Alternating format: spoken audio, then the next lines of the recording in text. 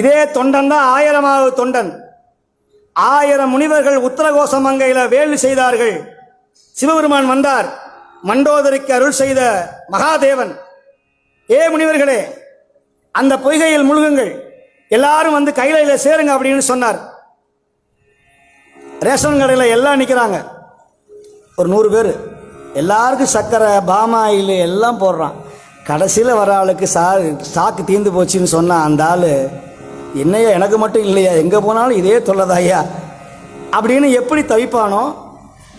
இதை விட புரிய மாதிரி சொன்னால், நீங்கள் தீபாவளி அன்னைக்கோ பொங்கல் அன்னைக்கோ ஊருக்கு போகிறீங்கன்னு வச்சுக்கோங்க, வெளியூருக்கு, மெட்ராஸ்லேருந்து திருநெல்வேலிக்கு பஸ்ஸு கிடைக்காது.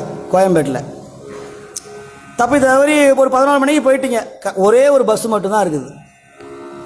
அந்த பஸ்ஸில் கூட்டம் ஏறி நிற்கிது நமக்கு முன்னாடியே.